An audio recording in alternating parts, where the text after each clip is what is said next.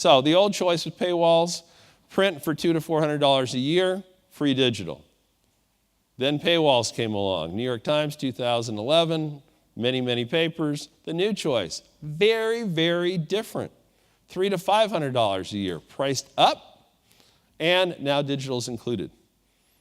We will be amazed when we look back that that first choice was out there for so long and this industry survived. More than 550 dailies across the world now have paywalls. One-third of them one-third of the US papers have paywalls, and Northern Europe is populating with paywalls very rapidly. Papers in Australia, Latin America as well. So the big number from what we're learning, you can make more money from readers. That's what I call the revolution of reader revenue.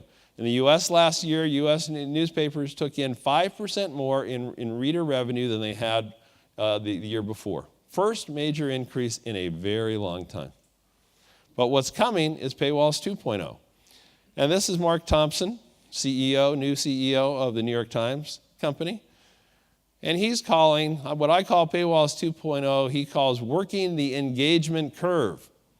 What does this mean? It means uniquely readers who read news publications online touch that publication many times during the day, many times during the week. It's a marketing dream. Most businesses want customers to touch them. News companies get it all the time. So they're working the engagement curve. And this is where we turn to the future and the confidence, understanding exactly where we're at. There is a coming golden age of media and commerce. So what do I mean by that? 7 reasons here to be confident about the future as we go into 2014. The audience. We have a revenue problem in the publishing industry. The audience is huge and is growing more quickly now than it ever has before. Now, we know that anybody has been able to get, as these sites have been free, they've been able to get at our content from anywhere, and that's great.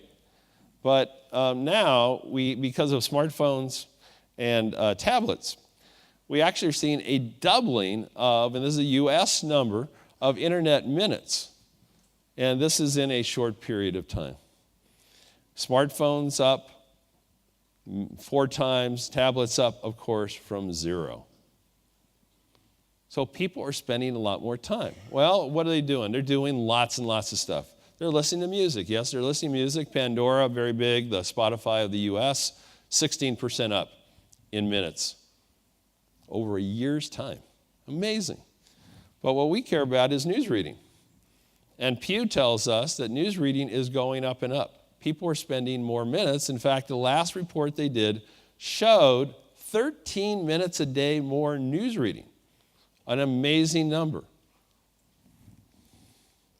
So number 2, paywalls have proven that readers will pay for digital access. All Access is this model from Spotify, FT, local papers. We have lots and lots of evidence that there is a single model that consumers like. I pay you one time, you get me your stuff on all my devices. Very, very simple. And the All Access model is so new. It turned out, I think, to be a historical accident. The tablet came out about the same time that paywalls started going up. But clearly, among readers, the consumer psychology is exactly as you said. I can get it here, here, here, here, and here, and here. And what you've done is you've said with the regional papers, with Develop and Build now, and you pay us a price. You can pay one of 3 prices, and you can get all of these things. What have you learned so far about, you had the early experiments in Hamburg and Berlin. I know Build with the Bundesliga highlights now. What have you learned very early about consumer psychology, and where does that tell you you're going to go with paid content? First of all, it's very early to say something about it because we have only a couple of months of experience. We were very worried before we started because we were the only ones and nobody else did it. So if you are the only brand on the web that asks for a subscription price, I mean, it's pretty tough. So we were very, very worried. I have to tell you, from today's perspective, the situation is much better than I ever expected. To be concrete, I can talk about the Welt figures.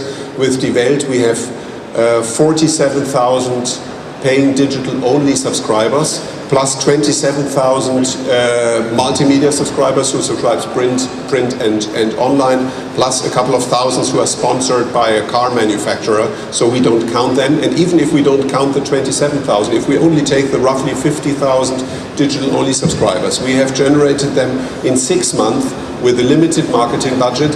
It's roughly 20% of the total circulation of the paper, where we needed 50 years or more to generate that amount of money. So it is pretty exciting, more than we expected. And the most surprising thing is that the reach figure of the websites, the uniques and the PIs did not went down. So let's talk about this age of crossover. Basically, the internet and news about 20 years old. The internet is a gawky adolescent for most of us. And if you were in it in the 90s, it was print, a little digital. It was really a lot of fun for those of us who got into it in the 90s because it seemed like a lot of upside. In the aughts, print was heavy, but digital was coming up. We're trying to figure out together, apart, what's going to happen. And now clearly, as we're in the 10s, we're only in 2012, it's clear by the end of this decade, 8 long years away, we're going to be in a mostly digital world.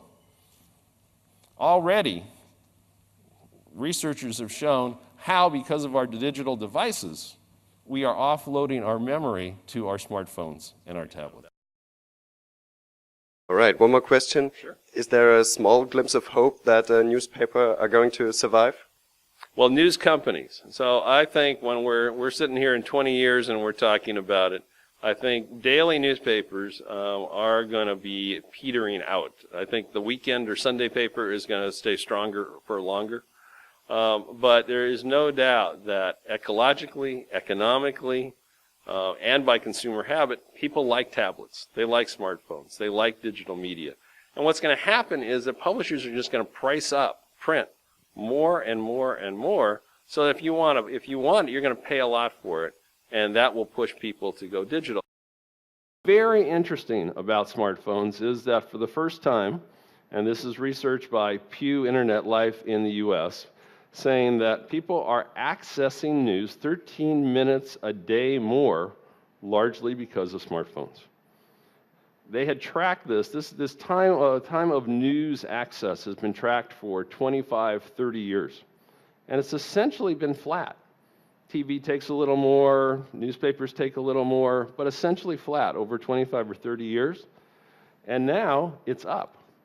This should be great news for anybody in the journalism business. People are reading more news through the day.